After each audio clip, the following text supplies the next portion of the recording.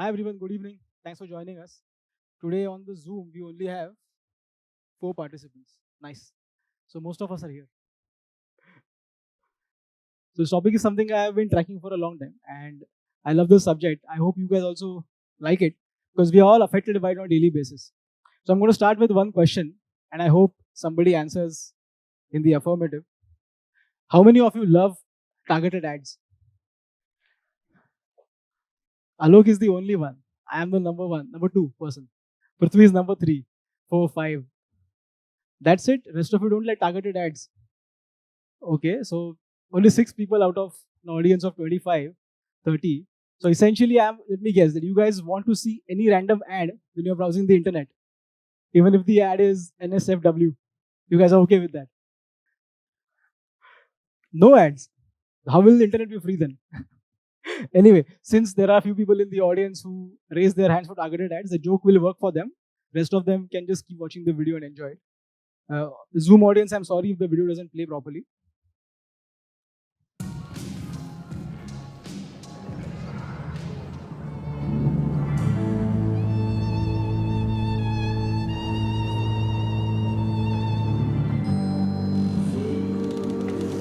The next sale is a digital treasure trove charming Ellie's private data. What? Lot number one, her emails. The one she's opened and read, wonderfully personal. Let's start at 240, 260, 280. Sold. Lot number two, Ellie's drugstore purchases.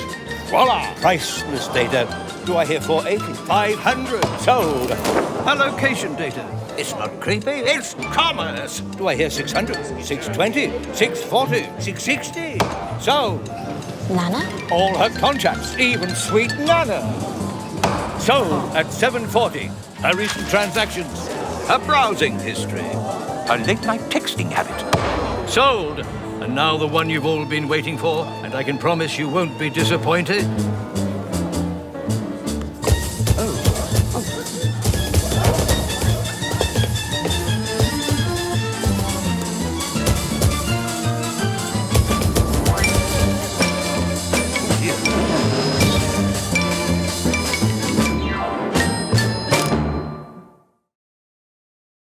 One more. ताली मत मारो.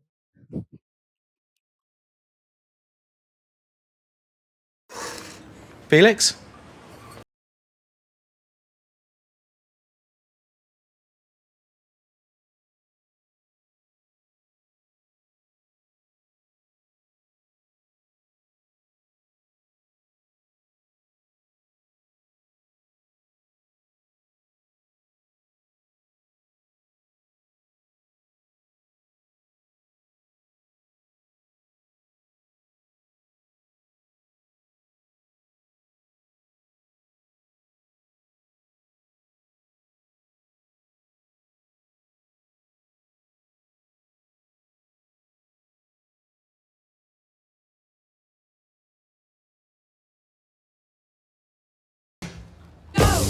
Mind your own business.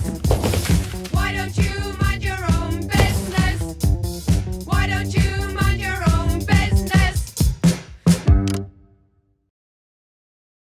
So for those of us who love targeted ads, do we still love them?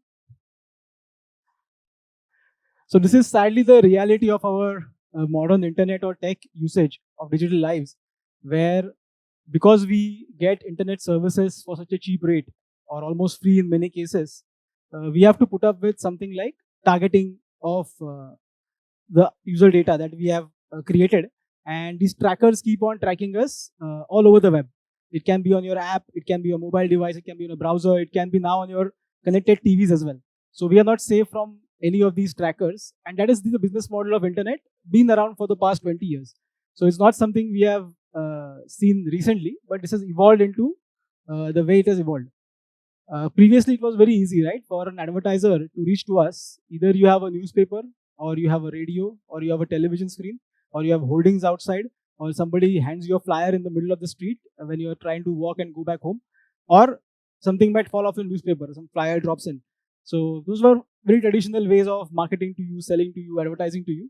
But now, because our presence has increased in digital realm, We are everywhere in terms of emails, browsing, on our apps, on our mobile devices, on all of our connected devices. So it creates more surfaces for businesses to reach us. Whether it's good or bad, we will see later.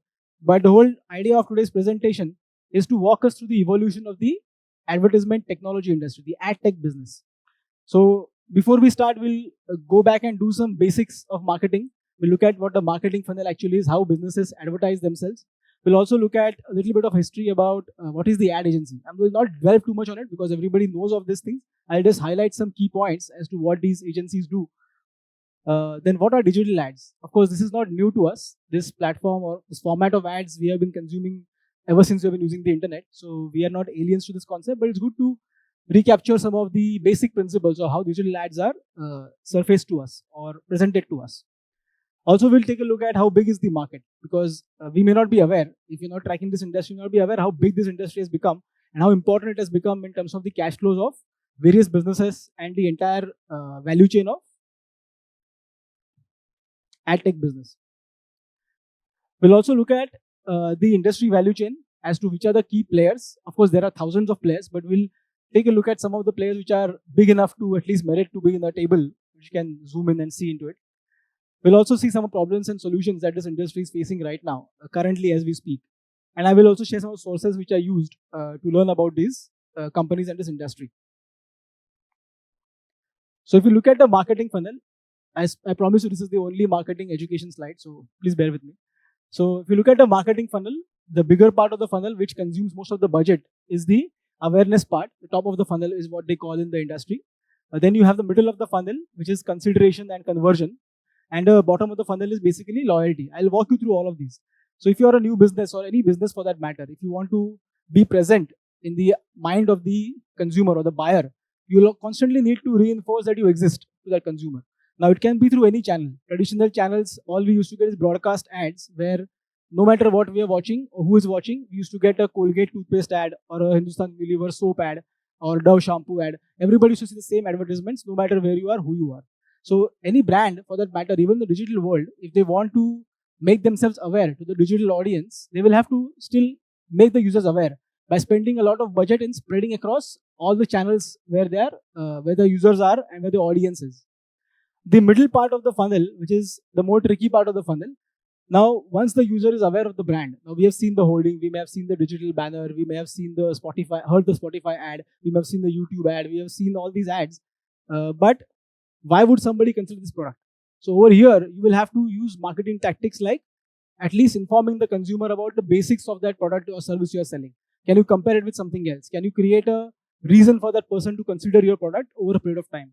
And this is the middle part of the funnel where most of the advertising becomes very, very specific to the use of that device or a service or a product that you're trying to advertise. The lower part of the funnel, which it becomes even more tricky. Now, not only of your product, the audience is also considering your product. How do you convert it into a sale? And this is something the digital business takes to a magical extent. So here, conversions can actually be tracked, can be monitored, and conversions can be induced by providing an ad right at the point of intent of purchase. So if you're walking in a real world example, if you're walking in a retail store and you've bought everything, you're carrying your cart and going to the point of sale for checking out all the items, there is this stack of, there is a nice stack of goodies there. There's a Dairy Milk chocolate, there is a Kinder Joy, there is a whatever, Happy Dent, chewing gum. There's all these small things which you are tempted to just pick up and put it in your cart because you are right there. Your credit card is out, your intent is to purchase, and you got something caught your eye. It was a nice shiny package, or you just remembered what you felt like when you had that Dairy Milk last time you ate. So you're going to purchase all these products. No matter, it's not your intent to buy it, but because you are there, the intention is there to buy other things. You just happen to pick it up. So imagine the power of creating that online at scale when the buyer is at the intent of buying and you put the ad right in front of the buyer and the buyer converts and buys your product. So conversion part is a really tricky part for marketing, which digital industries actually made the conversion very easy in many cases. And once, of course, you've spent so much money to acquire the customer, to make the customer consider your product and buy the product, now the challenging part is to engage the loyalty of the customer. Can the customer keep coming back to you for the same product and service? And this is the part where marketing can reinforce by creating loyalty programs or other things. So which can be served digitally or which can be served in the physical domain also by giving you discounts because you were a loyal customer and so on. So this is essentially the marketing funnel which any business who is marketing has to go through. So this is not new for digital businesses and different for traditional businesses or even for traditional media. So this marketing funnel will be a good guide for us to understand how the spending should happen across digital as well as traditional ad businesses. I promised you that I will take you back to history a little bit. How many of you are Mad Men fan, by the way? Only one and two. I think some of the jokes I will have to cut out from my presentation. But anyway, so if you've seen an ad agency, if you've heard of the ad agency, we know that ad agencies in the past have created some very iconic jingles, some catchy tunes. We have seen these on television. Some of them we can still hum because they were so catchy and so addictive. They will just be an earbug and you will keep on singing them or humming them for a long time if you even remember them. So those kind of campaigns, that is one part of the agency business. So what the ad agency generally does, this is a full service ad agency which has all these services provided. And over the past 50 years, most of these ad agencies have now gotten consolidated under umbrella holding companies. So there are total, I think 6 or 7 holding ad companies globally. All of them are listed, so it's good to study as well. But if you see inside all of these companies, you will have like hundreds of companies which are doing very niche things. Some are full service agencies in some country. Some are different brands running in some different country, or some are digital agencies only. So if you go to a full service agency, what they will do is they take your product and they will provide you with a brand design strategy and also help you develop that brand. Like you create a logo, create a presence, how to display the brand, what is the thought process behind the brand, how to communicate that brand. So if you've seen any of these expensive items, like it's a whiskey or maybe a handbag or some very traditional brands which are there, they will have a long story. Like this is what happened 200 years ago. Some founder was there, he made this thing and it sold. May not be true also, but good. If you create a story, at least you build a brand. So some of these branding tactics are basically created by ad agencies to entice customers to think about that brand. You also have a marketing plan where we saw the funnel, right? So depending on how traditional or old your business is or a new business is, you will try and use the marketing funnel to your advantage and make sure that which ads will be required for you, how to make your marketing presence known to the customer. The more interesting part is the media planning, which is essentially what kind of media to purchase for displaying the ad. Now, the traditional agency business used to buy all these media rights. Essentially, okay, I will get Times of India front page for 3 weeks. They will buy it in advance and keep it in inventory. They will then buy, okay, I will have one slot at prime time on TV. My ad should air 3 times between 8:30 to 9 o'clock. So all these kinds of slots will be purchased and kept in the inventory. And then the agency would then sell it to the client. So there was a huge margin because it's an opaque market. Nobody knew what the spread used to be. So they used to earn a fat profit from this business. But essentially, this business is also existing today. But at the same time, the margins have gone because the customers have become savvy and they understand that you will get more bang for the buck on digital if you just shift the budget over there, which is what is happening over a period of time, that the budgets are shifting from traditional to digital. Another interesting thing that the agency does is, like I said, they create these ad campaigns and the jingles and graphics. So all the creative work that is required, even the production of the ad, right from hiring the illustrator to draw the actual copy or to hire actors to create the ad in the video format, or even to get voice actors to make an audio ad, or whatever is required. They will help you in the production as well. So it's like a full-fledged movie studio kind of a service that they provide. Then they trace your ads. So now that we have decided the media has been purchased, they will also try and make sure that it is placed at the right time. It is the deal with the channel who is broadcasting the ad also is said that this has to happen at that time. They will authenticate everything is happening properly. And then at the end, they will essentially share the analytics of how the ad has performed. Did it actually air in that time? Were there any issues in airing the ad? What if there were issues? What can be done after that? Or how many people were viewing that channel at that particular time? So you can imagine, right, in traditional media, how can you track somebody opening a newspaper? You don't know. You're basically throwing away the money without knowing that if somebody will open the newspaper and look at your ad or not. Or if somebody just walks off from the TV when the ad starts and comes back when the show begins. So they've entirely missed the commercial that was there. Or on Spotify, somebody just unplugs their earphones and then puts it back when the ad ends. So who knows? Who can track all these metrics, right? So in many cases, analytics used to be the big issue, and which is why digital business has become a little bit of a measurable and tracking, enticing business for advertisers as well. If you are still more curious about the agency, I would recommend these two books. The book on the left is essentially an ad agency consultant called Michael Farmer. He wrote a book called Madison Avenue Manslaughter. It's a little bit of a dull book to read, but it's very interesting with some of the stories and gossip of how ad agencies worked, how the consolidation happened, what is the history of some of the iconic agencies' evolution, and how the business deals happen. That is something covered very well. And also decline. So this book was written in 2013, I guess. And you also get a sense of how the decline of this business has begun because of the inability to upgrade to the digital life cycle. But on the other hand, the book which is written by Ken Oleta, he's a journalist. He wrote a book called Frenemies, which actually is the right relationship between the traditional ad agency and the media business and the digital business. So he walks through the examples of how the advertisers are adopting, how the agencies are adopting to the digital reality, and how they deal with these technology businesses, how they actually understand whether the digital ads are actually better or worse. So it's a relationship which they don't want because they were happy in the fat margins of selling media at a expensive price. But now in digital, the media is not controlled by you. It's the publisher, the app developer who has a space on the app to show the ad, or the website who has a space on their website to show the ad, or it can be connected TV which has a space to show the ad, or YouTube has a slot, Instagram has a slot.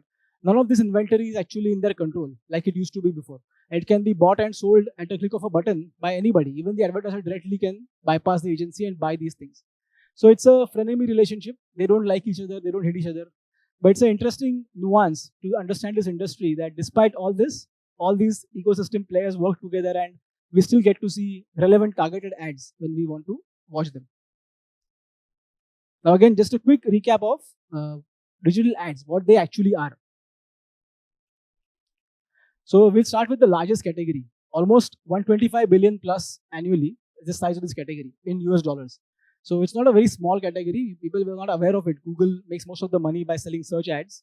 And this is something we know intimately. Every time we have Googled anything in the past 20 years, something like this has come in our mobile phone or our desktop screen. This is how ads are placed. And this is, if you click on it, relevant metrics get tracked over a period of time. So you just put a search query in and you get relevant ads based on who has put in. We'll talk about the mechanism of how this ad appears over here a little bit later, because that is the crux of the presentation. It's only one slide, but to build to that one slide, I have to show you all these song and dance. Microsoft also has a search engine, which is not the same market share as Google does, but it is also the same business essentially. It shows the same ads. It even looks same. Apple recently has gotten into this business of App Store ads. So within the App Store, if you search for an app or a category of apps, you will get to see one relevant ad on top. And people can bid for this slot through Apple's ad technology that is there in the backend. So this can be n number of examples. Wherever you find a search bar, imagine somebody will build a technology which will create a search ad over there and can be placed over there. The second biggest category, again, it's a 120 to 110 billion category, dominated by, of course, Meta platforms, which owns Facebook, Instagram, and WhatsApp. This is again an example of a rival company in social called Pinterest. They have an app where people basically whatever they see on the web and they like it, they pin it in their profile, and it's up. It's the pin-up boards are there. It's a pin-up board equivalent of your digital lives. You can pin up everything you see on the web, and it gives a nice visual display. And within that, you can have display ads popping up, or even relevant ads can be aired like a story plays or a reel plays in your social feed. This is very well known. Anybody who's gone to Instagram app has seen either the ads while scrolling in the feed. Like after every 5 posts, you will see one ad. Or in the stories at top, if you click, one ad will suddenly come in between stories of your friends. Or even within reels, they are now showing static ads. So which is an interesting evolution that ad inventory can evolve as social media platforms evolve. So social media has actually scaled because of that. And there are several companies. We'll see all the list a little bit later. But the main ones are your, of course, Meta. Then you have Pinterest, you have Snapchat, you have TikTok, you have Twitch, you have many other small platforms as well. Pinterest, of course. The third largest category of all the ads is e-commerce. So if you go on any multi-brand e-commerce website who sells different brands and different sellers are selling on it, like Flipkart, Amazon, it's a very common sight to see that when you put a product's name over there, like I search for headphones, and immediately something from JBL showed as a banner ad on top, or even a sponsored ad was shown, and the actual organic results of headphones are below these ads. So we have to be very vigilant while seeing whether it's a ad which is promoted to us, is it a relevant product that we want to buy. And this is where the digital business is actually exciting. So if you're a seller and if you understand how to sell on e-commerce platforms, you can actually tinker around with this pricing as well. So depending on what device is browsing it, if you think somebody is browsing with a more expensive phone, can you show a different pricing and get away with it? That's an interesting strategy most brands have been trying for a long time. So e-commerce ads is again nothing new, but just to reiterate how they appear, and this can be anywhere. It doesn't need to be just Amazon or Flipkart, but any multi-brand e-commerce can actually have these ads. Another interesting category which has been growing very fast is your, of course, video ads. We know very well. On YouTube, we see these masthead ads, or even see within our tiles of recommendations, we see one ad will be coming. Now, of course, I would have seen something related to topic and the ad has come over there. And these are all the recommendations YouTube will give. And over a period of time, some tile will be an ad. Most tiles will be the content which is supposed to be seen by me. This is the interesting category which is actually growing the fastest. So any person who has bought a TV in the last couple of years is like 80% chance the TV is not a dumb TV, which does not have an inbuilt operating system. Most of the TVs will have some smart TV features. They will have connected TV features. You have to log in with your Android account, or you have to log in with some device if you want to. People would have purchased a Roku device. In this case, it's a Roku device, or an Apple TV device, or a Google Chromecast, or even a Fire Stick. Whatever smart TV appliance you have purchased, each of these appliances can enable a display of ads. So when we turn on the device and we want to watch this connected TV, we essentially see a tile of channels that we have subscribed to or not subscribed to, whatever content we want to watch. And within that, wherever there is inventory available, people will place an ad strategically. So it is not too intrusive. But again, because it's targeted, it will not embarrass you, hopefully. So we saw all these categories which are traditional and well known, but there are also other ad categories which are not directly available to us. We have seen them, but they're not directly available for people to buy, just like they buy all this other inventory very easily. So for example, you're inside an app. This is a screenshot of a Swiggy app. Now, like I said, e-commerce ads, we know very well. This is an e-commerce ad. Wherever there's an intent to purchase, place an ad. At lunchtime, if you open the app, they will show you stuff that you would have ordered last time, or you have a chance of ordering based on your previous order history. Now, Swiggy knows my order history. That's why they can target this ad better to me. Even over here, some deals about things that are being promoted on the platform.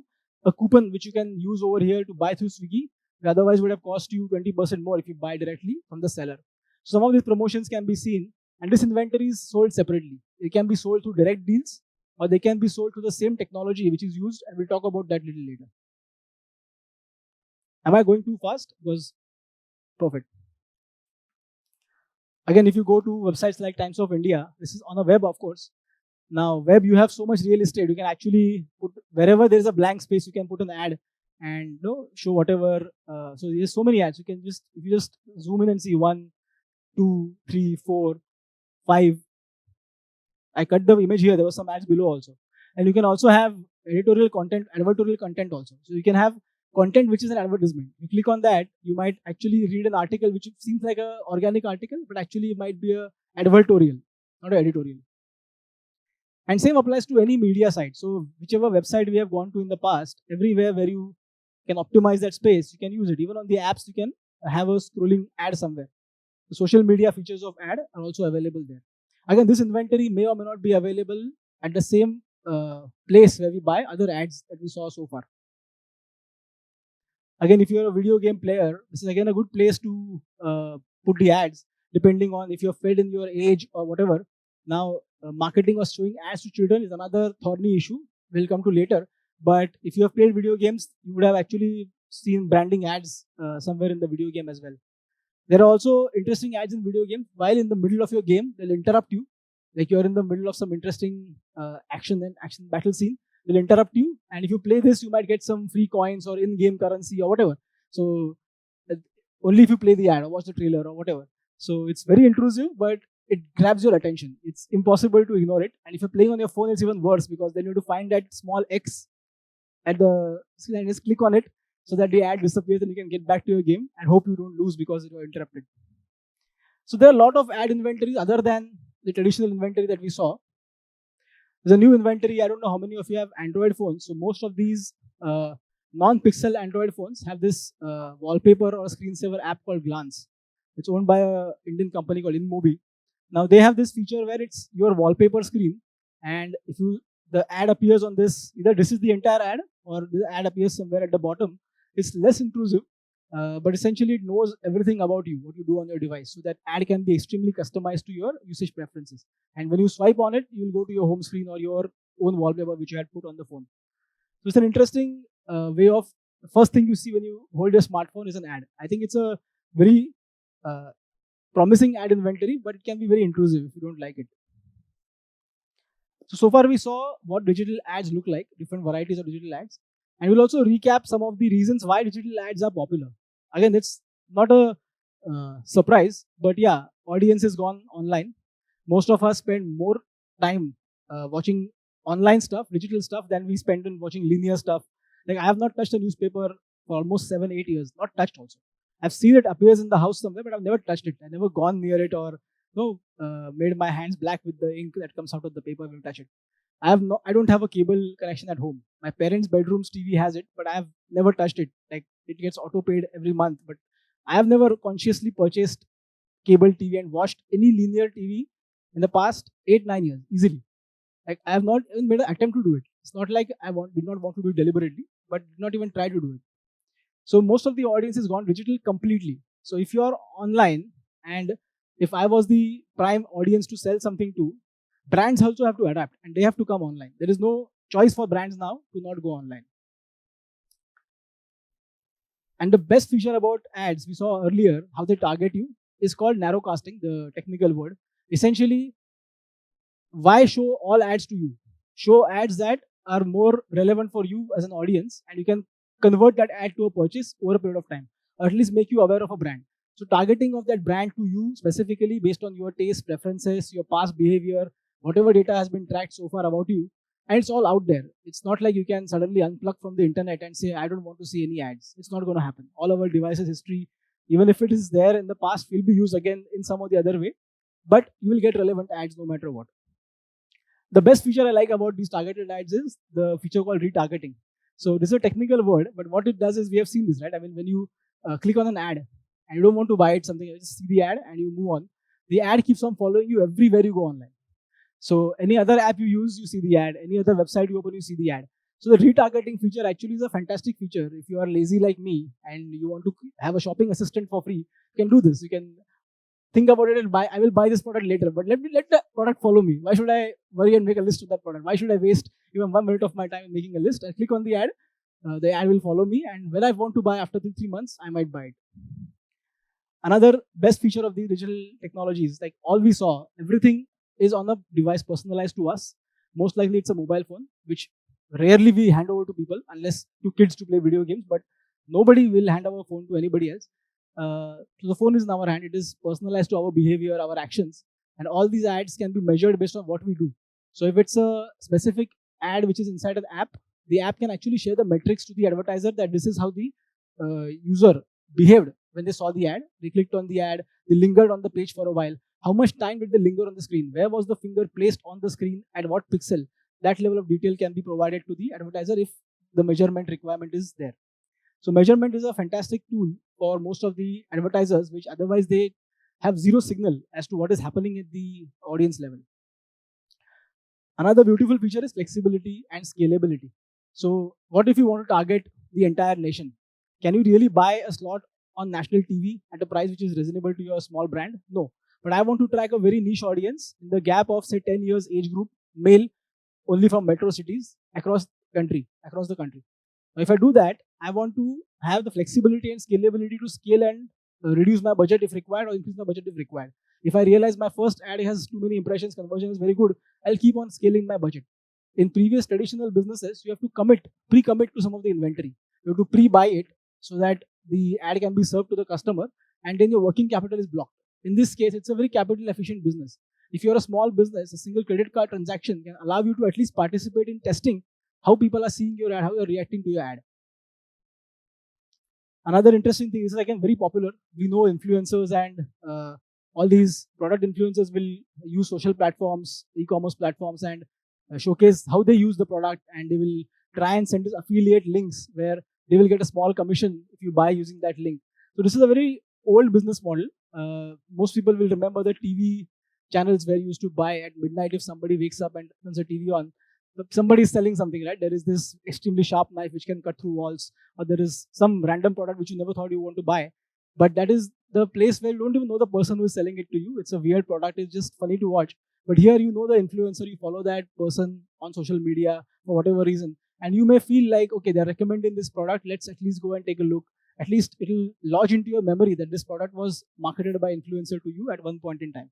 So it develops brand engagement, and also the recall of the brand increases in many cases. And like I said earlier, advertising at the point of intent of purchase is a beautiful uh, superpower which advertisers have. Otherwise, they did not have in the traditional world to the extent possible in digital media.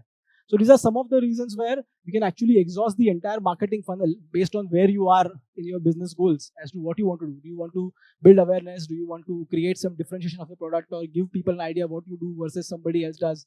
Or do you want to convert the person into buying that product? So the earlier ads we saw, which Apple had made, fantastic ads, great creative content, done very entertainingly. But when you see these ads, they're essentially the top of the funnel branding ads. They want people to be aware of what Apple stands for, what privacy means to Apple, and how they are going to curtail it by one feature update in their phones. And you click on that, and everything is good according to them. So it's a fantastic ad. People remember that. They may not remember what the iOS says, how to use it. They may want to convert from a previous phone. They want to upgrade to the newer device because the operating system only works on newer devices. So many triggers can happen in your mind just because you saw one ad at top of the funnel and you're aware of the concept. And because you're online, it becomes so easy to buy. I will take a look at some of the numbers. This is slightly dry for people who don't want to look at numbers, but it's fun to see. This is the Dentsu Global Ad Spending Report, comes out every year. I think every 6 months, but the numbers can be debated because many people have, say, 20-30% higher, some of them are a little lower. But global ad spending in 2022 expected to be $740 billion across the world. And except China. I don't know if China is there. I read the report, but China did not make a meaningful mention. So I think China is not there. But this is ex-China, whatever they could measure. This is including traditional media, digital media, everything. And digital media has surpassed the 50% mark of advertising. So I'm not even showing the chart where the advertising graphs cross, just to show that how digital is growing and how traditional is dipping down. There's no meaning to that. You clearly see that digital ad spending is far surpassed traditional spending. Just to give a context of how big US is as a market and why some of these tech companies are so big in that country, $330 billion out of 740 is US's ad spending. And digital ad spending is almost $200 billion. It's a huge market in terms of consumption. But you can see clearly digital has surpassed. That was the point I wanted to make. We'll take a look at one interesting aspect of digital ad business, which is the walled gardens. And the reason they're called walled gardens is because in a walled garden, you're inside and you're taken care of in that ecosystem. Everything is within that four walls which are built around you. In this ecosystem of digital ads, these walled gardens bring their own users. So there's a billion plus YouTube viewers, there's a billion plus Google search users, there is a billion plus Gmail users, there's a billion plus Instagram users, there's a billion plus Facebook users. There's a huge amount of population in the world that's consistently using these apps, which have their own native audience. They keep going back to the apps because they find these apps useful for whatever reason, and they will keep coming back to it no matter what. But interestingly, these walled gardens have the data of these users and their behavior right into their systems. They don't need to go to anybody else to purchase this information. So if you see the results of this walled garden, just to give a sense, again, this number, market share number, can be debated because some of this will be duplicated also, because these companies not only sell ads on their platforms or their walled gardens, they also sell ad technology. So some of that revenue also gets captured in the search or the ad business. So Google, for example, if you remove the cloud computing and the other bets and other businesses that Google has, the Google search and ads business itself is a $225 billion business as per last trailing 12 months. If you see Meta Platforms, $110 billion. Now, as market share goes, almost half of the digital ad spending is consumed by Google, global digital ad spending. Again, debatable number, not half, maybe 40%, whatever. So if you add up all these guys, Google, Meta platforms. Amazon has picked up quite a bit. It is about $33 billion now as of last 12 months. Microsoft has LinkedIn, Search, all those tools. That they also they're a big player in the ad tech business also. We'll see that later. TikTok again is not in India, but globally TikTok makes money around $11 billion. This I think includes China also. Again, we have Twitter, Snapchat. Until last year, Twitter used to make $5 billion. I don't know how much they will make next year. Snap has a $5 billion revenue stream. Pinterest we saw earlier. Apple again, they don't give the number out, but estimates is that it's in the range of 3 to 7%. Their services business is about $80 billion. So maybe 10% of that can be app ads. I don't know, but they don't disclose it yet. But it's worth seeing that all these walled gardens who have their own native users are the biggest chunk of the digital ad spend that happens online. Now, before I go on tech of the ad tech business, the biggest challenge of this industry is not the understanding of the business model, but the jargons. So there is some standardization that has happened over a period of time, and the problem is that standardization is also customized to some extent. So what that word means for one person may mean different things to other people. So I will try and give you just a quick overview. I will not bore you because this is like really dull. I love it, but you may not like it. So I'll give you a brief overview of the jargons that are there so that you can at least understand how the business models have evolved and how they work. Don't try and read, I'll just walk you through. So in the beginning, there's the cookies, which are basically used for authentication and tracking. These are cookies not that we eat in the physical world. These are cookies which are a small piece of code which is inserted on a web page or any page you're browsing on the internet. And that cookie essentially tracks whether you're a logged in user or not, whether what activity you're doing. So if you're on that website, how many times did you scroll, which links you clicked, all this activity gets logged through these cookies on that particular computer. And that cookie can also track your activity across that browser when you move to other websites and other windows or tabs in that particular computer. So this code is basically to authenticate you and to track your activity. Now, it might feel like it's creepy, but like that guy said, it's commerce. So people are tracking you based on your activity using a technology called cookies. It's a small code. The cookies can also be first party or somebody else can put a cookie. I'll talk about that a little bit later. On the mobile devices, you have something called as trackers or a pixel. Again, a small code which is inserted into the app. Essentially, when an app developer creates an app, they have an option to integrate that app with any of the ad networks that are there. So if you're part of a Google's ad network, if you're part of Facebook's ad network, if you're part of any other third-party ad network, if you want to get ads from that platform, you have to put something called as a pixel or a tracker so that the tracker will show user activity same way the cookies do on the web. But this is for the mobile devices. So again, it will track your authenticated data as you're logged in or not, whether you're moving from this app to the other app or not. All these things are logged in that tracker. And based on this, they will serve you the ads.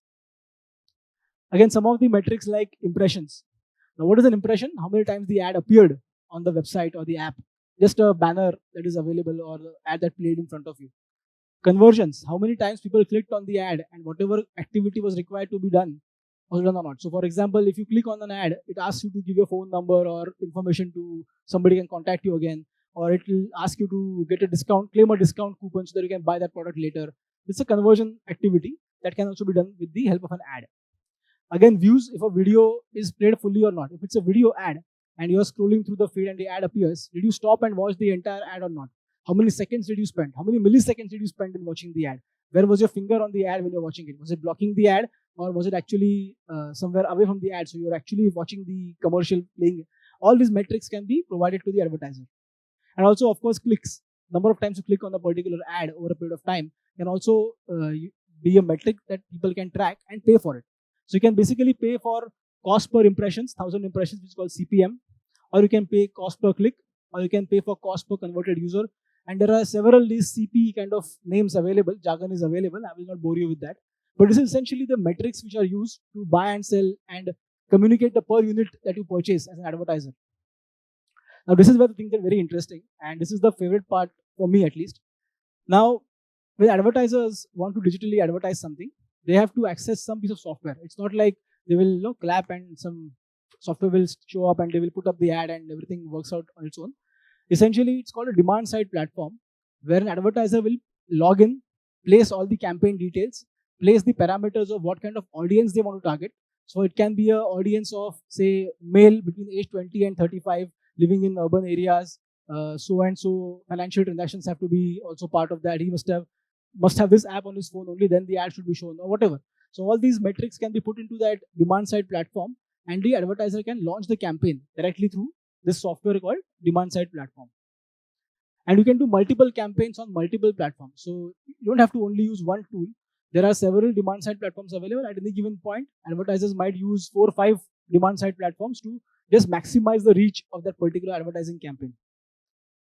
In between, there is this very important link which tells the advertiser who the audience actually is or what the audience are trying to filter from. This is called as the data management platform or DMP. Now, once the ad campaign is launched in the DSP, how will it know where to get the audience from? So the data management platforms are essentially either the walled gardens who have their own users whose data is given to you, not sold to you, but you can use those attributes to target those users. So Google will not tell the advertisers who I am, but they will say, okay, this is a person in between the age group of 25 to 40, and he lives in an urban area based on the location data, and he likes to click on these ads in the past. This is the kind of content he has seen in the past, but do not tell what content or who am I or my device identifier. You just tell me this is the demographic of this person, and that demographic can be targeted. Now, it's a powerful tool if you are trying to catch a person in that particular age group, which is impossible to do in traditional media by any other means. So this is the audience filtering system where you get all these filters prepared for you by a third-party data management platform, or those walled gardens also sell their own tools. Now, once the ad is placed, once the audience is selected and linked to the data management platform, the ad has to be sent like how we put an order in the exchange for buying and selling shares. We put a bid that we want to buy certain things. So the advertiser will basically put a bid saying that this is the amount of money I will want to pay to reach this audience at so and so parameters that I have selected. Please tell me the offer. Who is on the other side who wants to put my ad over there? And that's when the supply side platform comes in. So just like the advertiser has a demand side platform to launch a campaign, buy the ads, on the other end, the publisher, who is the website, we saw the app developer or a game or whatever, whoever has a digital surface to put an advertisement on, they will use the supply side platform. In fact, they will use 8-9 supply side platforms to maximize the booking of their inventory. And then it will go into a bidding system or an auction system, and the orders get matched on something called as the ad exchange or an ad server. And that's how the ads get placed. And the amount of time it took me to say all these things, you would have probably seen 25-30 ads in that time. This is the speed at which the internet is working now, where by click of a button, by just flick of your finger to go through the feed, you can actually see different ads coming in, loading instantaneously. That industry is working behind the scenes at breakneck speeds. So essentially, you have a demand side platform, data management platform between. You have an ad exchange server which matches the ads, and the supply side platform where the publisher puts up their inventory. So this is basically the ecosystem of the ad tech business. Just to give you a graphical look at all these things. So the advertisers can be any brands who are there. Agencies are, I told you, 6-7 agencies which are large holding companies. Data management platforms can be something like an Adobe Audience Manager. Oracle has its own platform. Nielsen, we know very well, is a very old data management platform who actually tracks the ad metrics in the traditional media business. Trade Desk is a very interesting company. Salesforce has one. So these are well-known names we have, and there are some not so well-known names as well. And these are large companies who provide third-party data. Then we have these demand-side platforms, and again, some names are known to us, some are not known to us. So Display and Video 360, DV360 is a Google's platform. It's a demand-side platform which Google sells. Adobe has one. Xandr is owned by Microsoft now. Some of these well-known names are there, also some unknown names. So it's not like these are the only monopolistic tools available. Again, in the ad exchange, again, well-known names have come up. Microsoft has an ad exchange, Google has an ad exchange, Twitter has an ad exchange, PubMatic, another interesting ad exchange is there. So it doesn't matter if you, so it's like having BSC, NSC, IEX, MCX, all exchanges, you can put ads across, bids across anything you want, and you can see which ads get the best response, and you can keep tweaking your campaigns accordingly. On the sell side also, you can see the pattern is emerging, right? Some of the names keep appearing again and again. So these are, so for example, Google, which started the advertisement business 23 years back. Now they have had a lead in terms of creating the entire ecosystem for their search and video and display business. So they are going to be in all these places. They are going to have the name across the demand side, ad exchange, data management, as well as the supply side, publisher side also. And publishers can be like all the apps, websites we saw, who has a space to show the ad. So this is some of the names, some of the logos in this industry, but it's a wide variety of companies. So if you actually want to go and see, there are like thousands of companies in one category doing very niche things with small amounts of revenue. I don't know how they'll survive, but it's very interesting to see the vibrancy of the ecosystem. I'll give you a flavor of this. So again, I'm just putting some numbers out just to give you a context of how profitable it is to run these companies. How big are they? So the biggest company by market cap is a company called a Trade Desk, which is a very, very interesting business. It is a demand side platform also. It is basically a SaaS business where people can actually run campaigns like a software as a service. You get a Trade Desk SaaS system and you start your campaign as if it's your own campaign. You can manage it yourself. So that's the reason they have the highest gross margins in the list of companies over here. But you can see on an average, if you X Trade Desk, the average gross margins will be around 30 to 40% or 50% in many cases. Again, all of these companies do all these things, or some of them do these things more than the others. But essentially, if you see, so far not so great in terms of earning consistent ROC. Maybe the industry will evolve over a period of time. It's a tough business. It's a very, very competitive business. And you can see sales also. The biggest company by sales is App11. Basically, if you have an app, you can integrate any ad system inside of it by inserting the API from App11, and you can actually make your app suitable for connecting to all these platforms for showing the ads. Criteo again is good for e-commerce ads. If you have a e-commerce engine, e-commerce business, Digital Turbine has its own DSP, DMP as well. Magnite again is a combination of two data management platforms and DSPs which came together. But if you see the revenue size, so the biggest one is $3 billion. And totally, these are some of the top companies. Even the Indian listed business, Affle, whatever you call it, is about less than $200 million run rate. Market cap is actually much higher. It's $2 billion compared to some of the other names. And also valuations are also on the steep side. I think it's because it's a scarcity premium. There's no other business like that in India which is listed space. InMobi again is similar size, I think, in terms of revenues. I don't know the profitability though.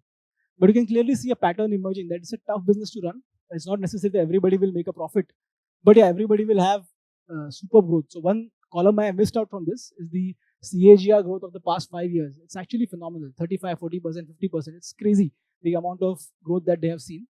Of course, it's some of them it's organic, some of it is inorganic. So we have to be very careful in understanding that growth rate. But essentially, it's a vibrant business economy. For every one name I have shown, there are thousands of companies that are unlisted. So trying to make it big into this industry. In fact, some of these companies itself 5 years back were very tiny businesses, bound to fail. No idea if they will succeed. They got one break, two breaks somewhere, and the business is scaled like crazy. And most of these companies, so it's very interesting that some of the ad executives from the ad tech giants, they have moved out and founded these companies. So it's not like people are unknown how the industry works. They've realized that more money can be made elsewhere. So they have said, I will compete with the walled gardens in my own way. And basically for the other private inventory, which is not part of the walled gardens, can be sold through all these tools that are there. And now comes the one slide which explains the entire presentation. Sorry to keep you waiting for it, but this is how the money is made in this business. So like I said earlier, there are these agencies and advertisers, right? So if you're an advertiser who has 1,000 rupees to spend in showing a display ad or a digital ad somewhere, and if you have an agency with you, maybe you will give them 10% of your revenue, say 100 rupees goes to the agency. Then you have something like a self-service DSP, like a Trade Desk or something, which is installed on your computer, and you want to put your ad campaign yourself because you understand how to put an ad campaign, or you go to some managed service. Now, essentially, managed service will charge money, right? It's not going to be free. They will charge money for the expertise of how to place ads, how to run campaigns. And not every business, small business or a medium-sized business, will have digital marketing experts. I mean, nowadays, every teenager or somebody in their early 20s, they're digital management or digital marketing expert. They have that name tag on their business card. But basically, if you hire somebody to do this, they're essentially going to charge you some money. Let's say they take another 150 rupees to help you manage your ad campaigns. Now, we saw that if you want to put your ads and put the bids out there, that this is what I want to pay for this particular context of an ad, then you put it in the ad exchange. They will connect to DMP software to find the audience that you're looking for. Now, all these intermediaries will charge their own fee, and these are all connected. So you don't pay them individually. Essentially, you pay them at the beginning, and they all get their cut. And over here, while they were doing this, the publishers were saying, okay, let me check out what inventory I have, what I want to put up. And they will essentially all publishers, content owners, your OTT channels, everyone on the digital surface to show an ad on. They will put their ads, the inventory over here on the 8-9 supply side platforms that they have, and they will just wait for the matching to happen. And the matching happens, and money goes to the publisher. This guy has spent his money. So essentially, you can expect as a publisher, if you have a heavily trafficked website or an app or a game or whatever digital surface you have, you can expect this is an average number. Sometimes it can be higher, sometimes it can be lower, depending on how smart you are, how well trafficked you are, or how niche the audience is going to be. So essentially, you can expect to make 60% of the ad budget spent as a publisher, and the advertiser then gets all the benefits of putting the digital ad that we saw earlier as to why they put it.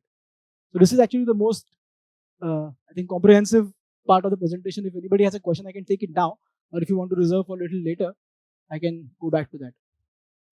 So just to recap on some of these things, right? So Google, we saw as a walled garden who has its own audience, but they are also a ad tech business inside of that. So not only they provide people the ability to put ads on their platforms with their inventory, which is very unique to them, they also have ad managers for your suppliers who want to put their inventory. So if a newspaper wants to put up digital inventory on the internet to see ads on that, they will use one of these tools to as a supply side tool.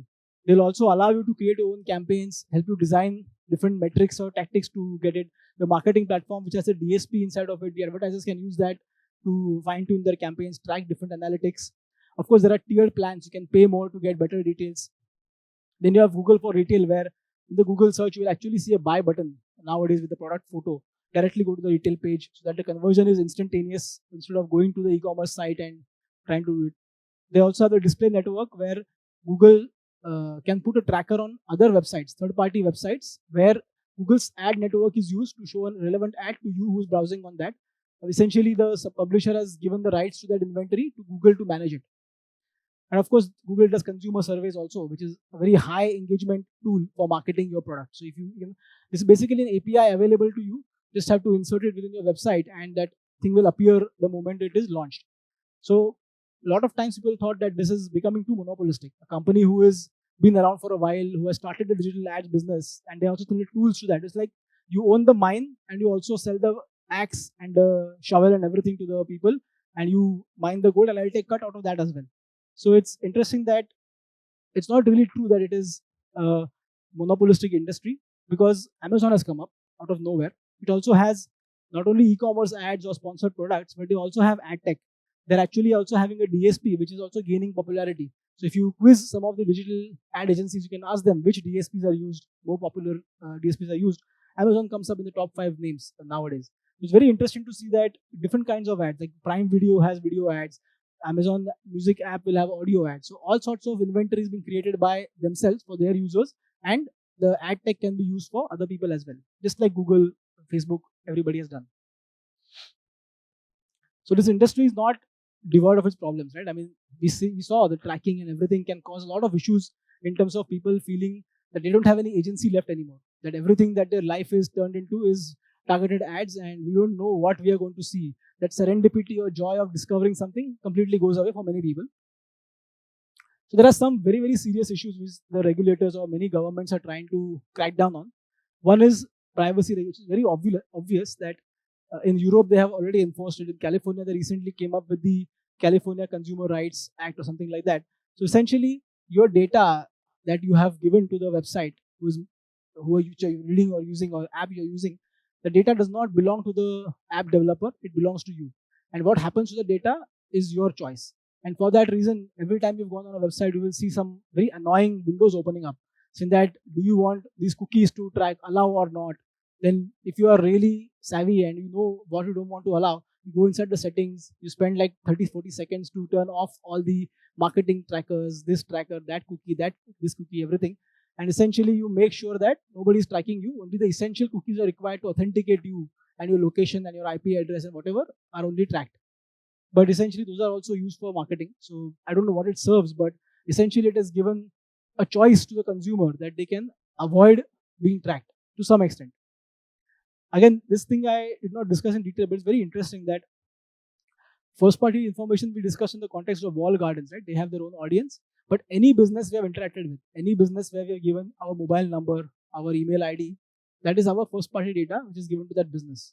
Now, we all in this room, if show of hands, how many of you get a loan call at least once in a day. Right? Almost everyone gets calls from bank loans, this loan, that loan, credit card, this free plan, that free plan. Recently, when I bought a car, a week after I bought the car, I got phones from this car selling website. I say, "Ek hafta ho gaya, at least let me drive the car." So, I mean, who gave the information to them? Was it the insurance company? Was it the automobile company? I don't know. Somebody has taken my first party data and is now available in the internet. My phone number is there. Somebody can pick up the phone and call me and sell me a product. And it's part of some databases. And when you ask them, number kahan se mila? Where do you find my number? They will tell you, no, we have a database. Like, what database? Like, we don't know. We just have this list of numbers and we are calling one by one. So they are very innocent. But yeah, the whole point is our data, even on the websites and the apps that we use, it's our data. It is first party for that app. But if the app does not have an outlet to use it, what happens? They can commercialize it, they can monetize it, they can sell it to somebody else. They can sell it to those people, the DMPs we saw. Essentially, the DMPs are data aggregators. They will say, you sell me your first party data, I will put it in a filter and give it to the audience network and I will pay you a commission. So basically, it's a rental asset for them. It's no longer a data that is, so what do we get? Maybe we get cheap internet or free websites, free services. Sometimes you don't get anything. Now I purchased this car. What did I get? Nothing. I just got an annoying phone call. He car bechna hai kya in 1 week. So solution for that in digital realm, we're trying to create something called as a very fancy name, data clean room. Now the moment you read it, it seems like very sanitary. Everything should be taken care of by itself, but it's not. It's a very messy piece of technology which everybody has their own clean room. So Google will say, "Mera bhi clean room hai." Amazon will say, "I also have a clean room." Everybody brings their own clean room. What does it do? Take your first party data, put in the clean room. It will be shuffled, just visually imagining, shuffled around, and the audience which is required will pull for you, and the ads will be shown to that audience. But nobody will know who the person is, where that person is, what information is blocked, etc. So essentially, data clean room provides that barrier in between the advertiser and the data owner, saying that at least we have not sold your data, but was used for targeting ads to you when you're using our service. Very murky, very new. This is like very recent development which people are announcing, but I don't know how it will play over a period of time. But essentially, first party data is going to become the most contentious issue in terms of legislation, that most people are now actually going to target this specific aspect and saying that you cannot even share it with somebody else. Even if you share it as a commercial agreement and don't expect any money in return, that also is not allowed. In many cases, they're fining companies left and right. So this is again, there is another nuance to this. If you want to sell data, at least ask the user, do you want to sell data or not? Or at least update the privacy policy. So I'm sure, I don't know about, I read these things, but I don't know if you guys read it or not. But sometimes the websites or apps you use, they will pop up and say that, okay, we have modified our privacy policy. Do you want to read it or agree that you have read it? Show of hands, how many have actually clicked and read the 67-page, 80-page privacy policies that apps and websites put up? I read a few of them. It's very entertaining. It's a treasure trove of business information if you really want to understand this business. They update one line somewhere on page number 45 that we will decide to sell your data as and when we please. And do you agree or not? If you don't agree, they will log you out.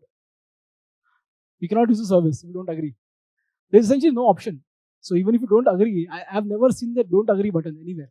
I've only seen the agree button and a close button. So either it's a agreement by default if you close the window, or you manually press the agree button and your data is sold instantaneously. I don't know how it works. But the whole idea is, people are saying that why don't you consent to sell? Why don't you ask the users whether they should want to sell it or not? So they have created a clever barrier in between. They'll pop up privacy policy. Most people will not read it. Data is sold. Now this is the most interesting part. The ads that we saw of Apple is for a very specific problem. So to give you an example, so I was talking to Rajiv as to how to simplify this. So Rajiv gave a very interesting example. He's in that, imagine that you're going into a neighbor's house. You talk to the neighbor, something is said between you and the neighbor, and you walk out of the neighbor's front door and go out of the neighbor's house.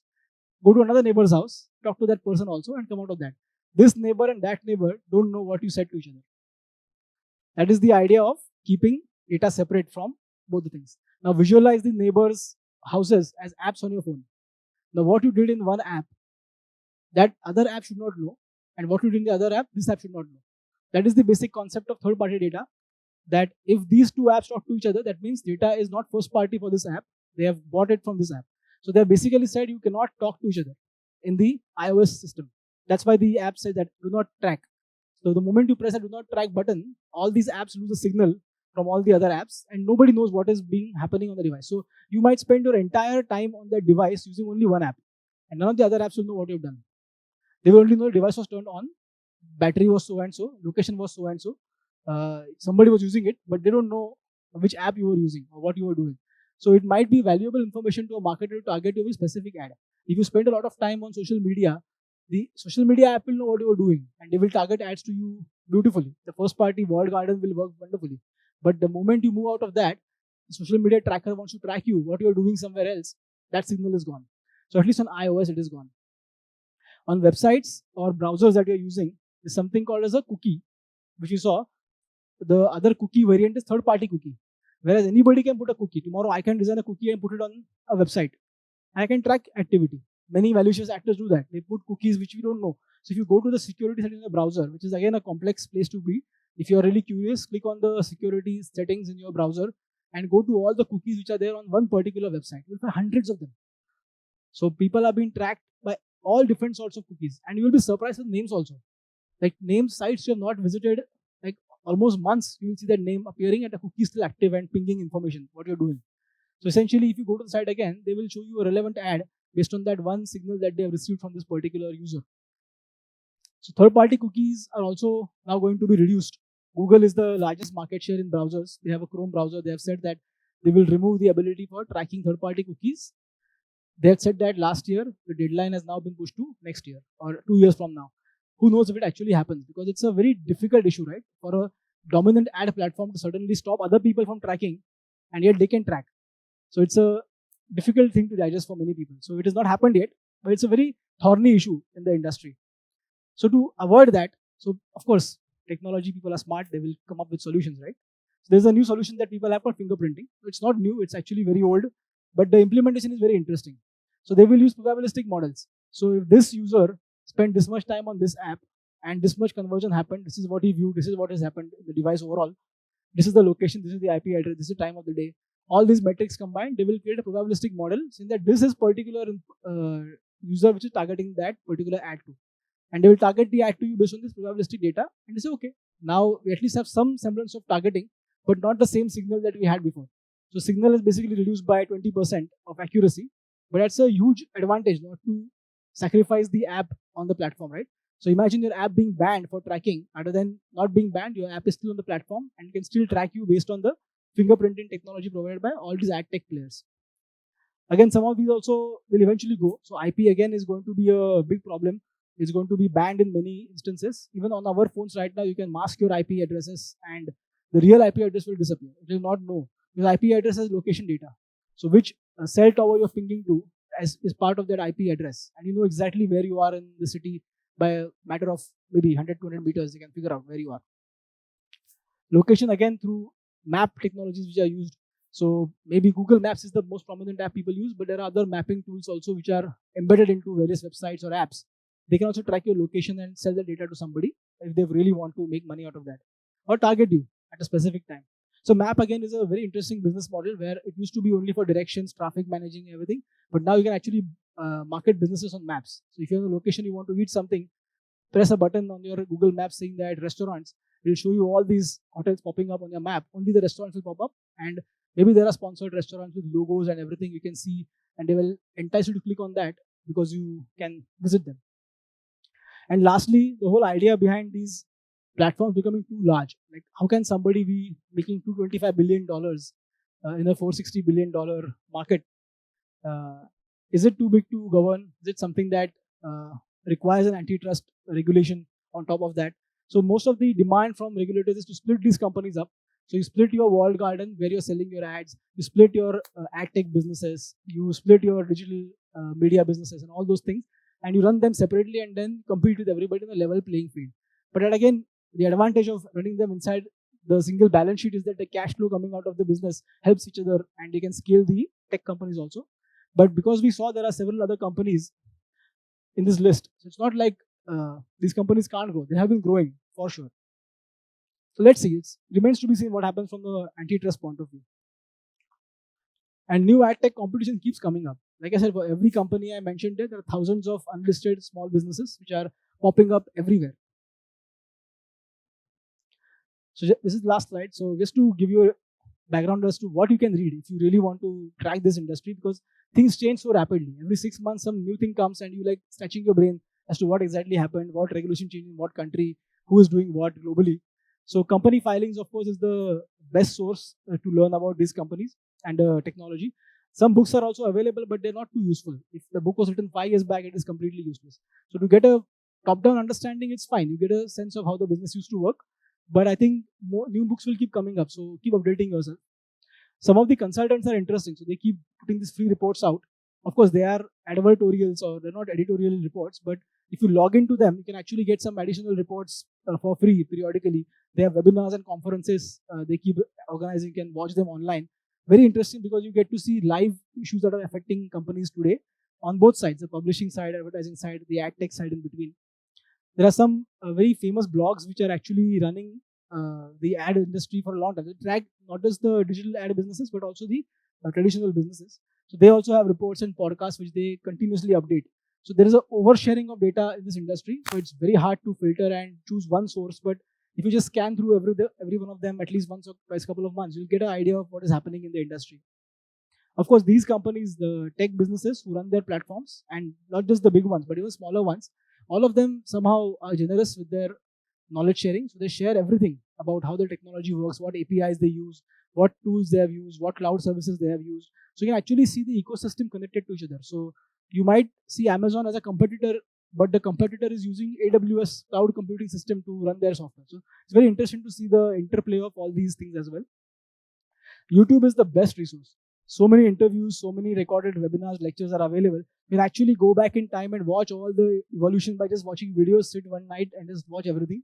You'll be like a matrix, you'll plugged in, the next morning you'll wake up with a good understanding of the ad industry. And this is again, people who are nerds, they want to go through the legal documentation, the terms and conditions of the website, the privacy policies, the treasure trove of business data. I think no annual report covers this kind of information. And the moment you read it, and if you survive reading till the last page, you will actually be a little bit wiser of how the business actually operates. It's fun. The amazing reports. And again, another interesting source material to understand a top-down view of the industry is how the antitrust agencies are looking at these companies. So every country, like the US has the Federal Trade Commission, or the UK has a CMA, or India has a CCI. All of them will have public reports of their investigations as to what they think is the monopolistic practice they are doing, and if they want to charge fines, how they will charge fines, on what basis. All these reports have the information about how the industry operates. So you get a very good top-down view. And I mean, so far it has happened that every year some authority has investigated these companies. So you can actually get an update of every year how the industry has evolved. So it's a sad way of learning it, but it's interesting to see how the industry evolves with such great detail is available to track. I think that's it. Thank you so much. Any questions, I'll be happy to take. We'll go with the live audience for live people in the live audience first, and then we'll go to the Zoom audience. Hi, thank you so much, Raunak. I mean, it's fascinating and scary at the same time.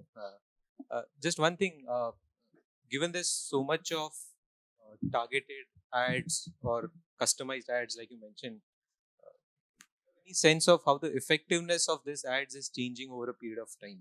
Because from a company perspective, it makes sense that you have so much of data, but as a consumer now, we are bombarded with so many things. Just your sense on how the effectiveness has changed. From the consumer point of view, I can say with example of one data point, which is me, and how I use social media, how I use these tracking tools or apps, these ads which are coming to me. I like them, to be very honest, because they give me relevant things. Brands which otherwise I wouldn't have heard of or explored, I get a chance to explore them. And as an analyst, I get to explore one business model which was not there in my mental model before. So I can see these companies evolve, see D2C brands, how their different marketing tactics are. So, for example, somebody selling shoes to me, there are different new brands of shoes I never heard of. So if I go in a mall someday and that shoe is there, I will actually wear and see, is it a good shoe versus the brands I already know. And maybe in the future I might buy it. The intent of the ad is now achieved. That somebody made this guy try. It's like made you look, like somebody made you focus your attention and give time to that particular thing. I have purchased so many brands which otherwise I wouldn't have purchased, like socks, t-shirts, whatever. I mean, some things which are trivial, you anyway buy them as you go through the consumables. and you try them just to see how the brand is, and you find interesting quality. Otherwise, you would go and buy the same boring stuff in a retail store. Plus, you can buy it at home. Otherwise, they will have their own e-commerce platform. Again, that is invasive. They will have their own first-party requirement. Give your mobile number, your address, credit card details, all those things you have to give. So you farm out. We also learn about how the e-commerce businesses are getting evolved over a period of time. So these are companies who don't have a physical store, how they sell and advertise themselves with a very shoestring budget. If you are really more adventurous, you can look at the numbers of these companies, go on and see what is the real company's name, not the brand name, but the company's corporate title, the name that they have. Go to the MCA website, download the information, and see how much money they actually make by doing this, and just understand the business a little bit. So for an analyst, it's a great thing. You serendipity of learning new companies increases dramatically. I think from the advertiser side, which is more relevant to speak about, is it depends, because a lot of times campaigns may not be optimized. So the reason why we see Google, Facebook on top of the pile of revenue is because these platforms are effective. The audience is there and the ROI is visible. Now, whether the ROI could have been better on some other platform, only they can tell. Only advertisers can tell. Also, time of day, time of season when they are putting the ad. All these things are factors in play. And there are so many complex variables over here. It will be very hard to pinpoint in that this is working only because of this. There is no cause and effect can be given. Can correlate that if you have, that's the reason people are using 4 or 5 demand side platforms, and publishers are using 8, 9 SSPs on their side to maximize the gain that they can get, maximize the ROI for the advertiser, and maximize the inventory value for the seller or the ad inventory owner. So people are, I would say, they have benefited from this industry. Revenues which otherwise wouldn't have come to them have come to them if they have put up their technology, upgraded technology, and made sure that inventory is available. But I think it's net positive, but don't know who benefits more. So to put it differently, or to ask you differently, the ROI on this investment, has it changed for an advertiser, say, over last few years? Or maybe a Times of India website, and they used to have a banner ad somewhere. If it was sold at $100 few years back, is it sold at 80 or 120 today? So publishers would have benefited tremendously, because it's not just that one inventory, right? You can create your own inventory. So you may have that one banner, you may have 2 side banners, you may have an ad suddenly intruding in your content. You can have all sorts of things. People keep coming. That ad can track you on your Times of India mobile app also, whatever. So many things can be done if you are logged in user with the first party credentials given to them. So I think for them, because more inventory is available, ideally demand supply economics should say that if you have more inventory, then the value should go down over a period of time. But if your inventory has most traffic, maybe it's valuable for somebody else. Like for example, YouTube's masthead that you see is a privately sold entity. It's not sold on programmatic auction that is happening. It doesn't get bidded. It is sold separately as an independent thing. The CTV, connected TV ads, they're sold independently. As programmatic is there, but it's a very small portion of that market. Right now, people are still figuring out the price discovery as to how much one should pay for this, what is the conversion rate, when there is a work, when does it not work. What do people actually do? So nobody has studied the user interface in greater detail as to, so for example, all your devices, you have these remotes that are given to us. Now the remote is not like a finger. Finger is very, very accurate and precise. The remote can hover around a lot of things, and the cursor can stay on one particular thing for a long time. Who knows? It was intentional, or it was something that the user wanted to do, or it just landed there, the person left the room. So all these metrics are available, but they are not correlated to performance yet. That is my understanding. Maybe as we all read more, I think Rajiv has an answer.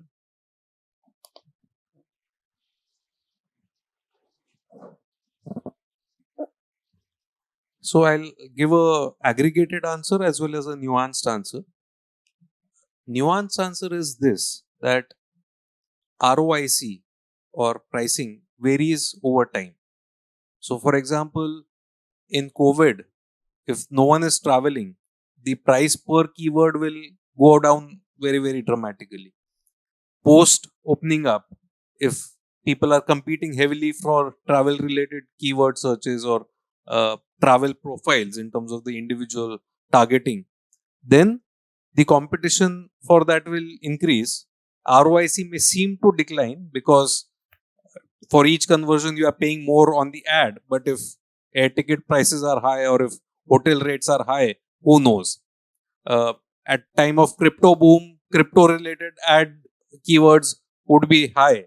now you may be able to get that cheaply. So each segment, travel, fashion, uh, groceries, general brand building, has its own up and down cycle. So that's the nuanced answer. There's no one right answer. Your product category may be seeing more ROIC, some other people may be seeing less ROIC. Based on the quarterly results that have been just published for large advertisers, clearly the trend is lower pricing. So as they have got more inventory, the price per ad shown has had significant declines in the quarter just gone by. So that would be reflective probably of the economic activity also. Is it worthwhile now to advertise more or not? That would again depend on your P&L metrics. So, ads are cheaper, but is the economy in such a situation, or are the raw material and finished good pricing in your particular industry such that it may not make sense to advertise? And that is your call. Uh, Aggregate answer is advertising prices are cheaper right now in the quarter just gone by, given the given two factors. One, supply has increased because more real estate is there, as Raunak explained, connected TVs, YouTube ads, and all that. So, ad inventory has gone up and demand is a bit subdued.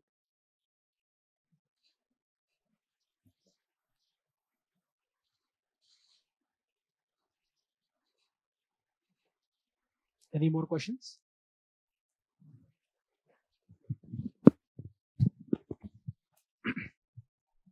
Yeah, hi Ronak. On your single slide, I think the mic is off.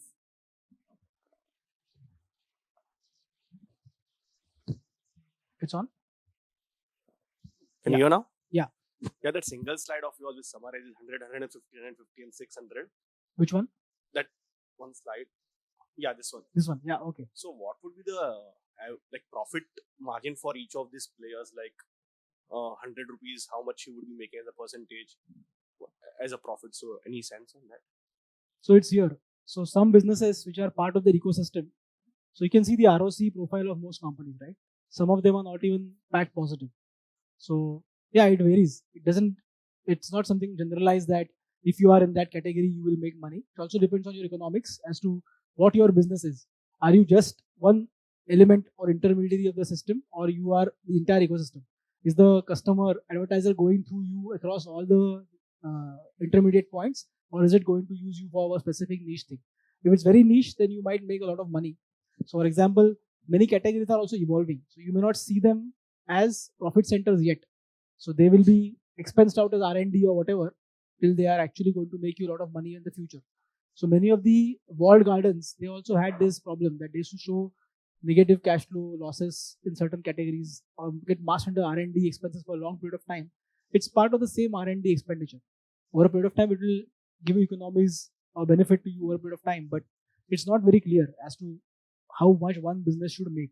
Like if you ask me, what is the profit margin for a DMP? Very hard to say.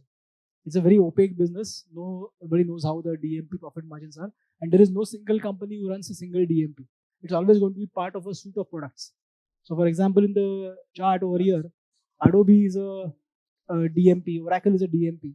Now, they will not separate out that segment to you, saying that my DMP business makes so and so money. This is the top line, this is the EBIT, and this is the margin that we are earning. It's very hard to pinpoint profitability. We only have aggregates to rely on as of now. Thanks. It's a question over there. Alok. So very interesting. Thank While you. I was listening to your information, I today realized that many times when I go through the phone and read some catchy item and I start reading it, it says aage padho, aage padho. And every time you do, you flip 8, 9, 10, 12, 13 pages and there is no information. But every time there is 5, 6, 7 heads. So today I realized that the reality, that article is not to read, but it is so that you at least flip through, glance through the ad. So it was, in fact, now, today I will tell you, there was something on iceberg and how 3 fishermen did heroic deed and all that. And I went on reading 25 pages and it was just not ending. Then I realized that they saved one puppy, for that they ran. So you made a fantastic point, sir, because I don't think many Yeah. of the websites are So, that but in distancing. that, I have seen so many ads, right from bikinis of all these heroines to everything. I mean, and even if I don't want to, Yeah. many times instead of read more button, you click somewhere else, then you go back, then the new ads come.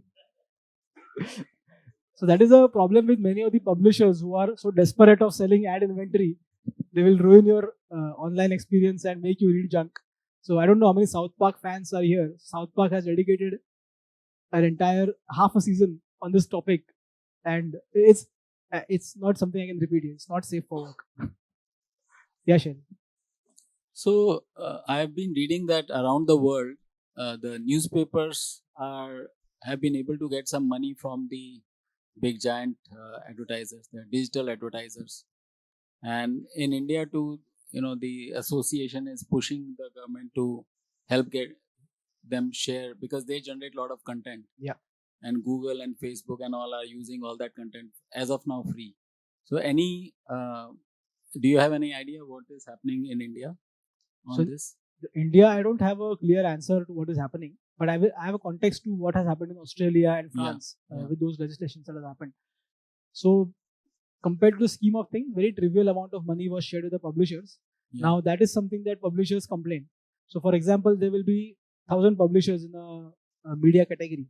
Now, the publishers saw a very unique thing happening as internet has grown, that most of their traffic comes from these search feeds or some social media. Somebody has shared the article. So in between, they realize that they are selling ads on their platforms based on our links being shared over there. So why should we not get some part of that revenue? It's a legitimate thought. Yeah. On the other side, these people were saying the traffic was coming from say Google or social media sites. They were saying that because traffic is coming to you, why don't you increase your ad inventory and sell ads on your website? I mean, you can make money. Nobody is stopping you from participating in the digital economy. So there's a tug of war in between, and some of the top publishers got some payouts based on the amount agreed upon by a formula, and some money was shared. It was very meaningless in the overall scheme of things, Yeah. but the intention was clear that this is an additional revenue source. But I think it is taking the thing backwards because in many cases, these companies did not relent and they said they will stop traffic to your website. And they saw traffic plummeting 90-95% on their website. So people otherwise would have come there for reading that particular news. And news is commodity. If you read one news about a puppy being saved in Iceland, that is it. You don't want to read about it again. You don't care about where other newspaper article is saying something different or some other nuances given about that particular issue. Once you've read the news is over for you. Its currency is gone. So the traffic actually on the sites who lost the feed from these social sites or search traffic, they actually lost 95% of their traffic. So they realized that this is not something where we have an upper hand, but still legislation was passed in order to protect some of the institutions that are there. In India, there might be some payout, there may not be payout based on the laws over here, but it remains to be seen. I think it's a thing that most people want, but what is it in the overall scheme of things for the publishers? And which publisher gets how much? How do you, the data is not public. So will they disclose it? Will the studies be made? And even in those countries, the data is not made public. So I went to the court documents. It's out of court settled. So we don't know as to what actually was submitted in the court. If the case had gone and they had a legal agreement, then we'll know that this is the data was published and we know what has happened. But there is no clear indication as to what can happen in India. Okay. And there's another question I had. How does WhatsApp make money? So far, from business to business messaging, business to customer Yeah. messaging, that is one way WhatsApp is right now making money. But I think that's a very small trickle of revenue that they are exploring. In fact, interestingly, many of the businesses nowadays don't send SMS. They just directly send you a WhatsApp message. And it's a verified account. You can see that it's a authenticated, automated message shown to you. But whatever message you could have gotten on your rich SMS that you've received, same message comes on the WhatsApp. So I think it's an acceptable form of communication with the customers, and you can actually have automated responses as well. So you can actually ask simple questions in plain English, and the bot will respond, and you can engage with the brand for FAQ kind of interactions. And probably, if it has to be escalated, the number will be given to click on this link or fill this survey or send us a question or whatever. So some B2C engagement is happening on WhatsApp, and I think the enterprise side might benefit a lot more because that's where the users are. It's a platform where you can directly reach out, and who knows if SMSs don't go on time. So right now the OTP business is entirely on the actual SMS. Maybe that is by regulation also, we don't know, but that can also come to WhatsApp, or all these options are available because it's a large messaging platform and users are using it daily. Another option for them is to put ads in the stories or status messages that people share. It's not happened yet. I've not seen any ads over there. So it's not a very strongly monetized platform compared to the Instagram and Facebook platform that the company has. Thank you. Great presentation. Thank you. So one last question. Recently, I think week or back, Times of India put a ad for themselves saying that newspaper reading is better or something like that. That it keeps readable in your memory for longer period of time than any other medium. So that are they trying to compete with this digital media, or is it for readership or readership plus ad? So Because there were full 2-page ad was given, and they gave some what can you say, survey which said that your brain will remember more if you read a physical copy.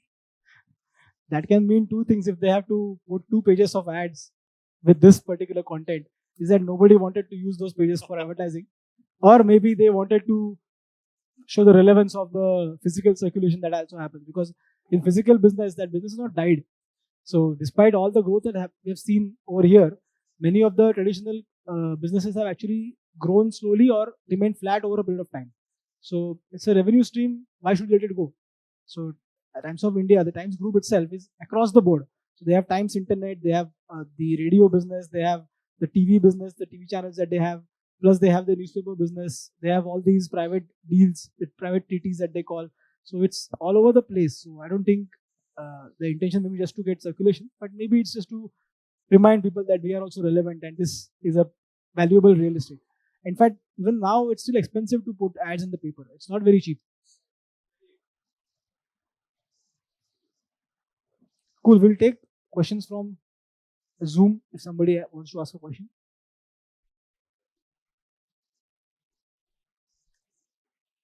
Cool. I guess there are no more questions. Thank you for your attention.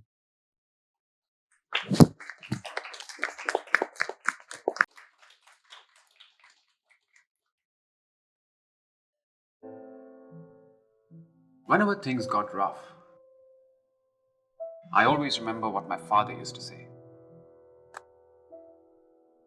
Running a business does test a man, my son. There are ups and downs, glorious highs, and sometimes a low that leaves you feeling defeated. The character of a man and the character of a business are not very different, are they? Yes. But when the chips are down, we must stand up, dust ourselves off, and motor on. Volatility. It's a funny thing. It makes you question yourself and wonder if you've made all the right decisions. Sure, you can question some of your decisions, but stay steadfast on your goals. Dad always said, there are no shortcuts and no quick profits. There are no free lunches, are there? There is only one right way.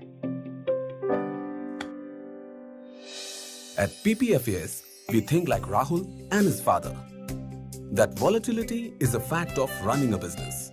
And buying equity shares is like owning a part of that business. We use value investing principles to manage your money. This means we invest in the right businesses at reasonable prices and for a longer term. PPFAS Mutual Fund. There's only one right way. Mutual fund investments are subject to market risks. Read all scheme-related documents carefully.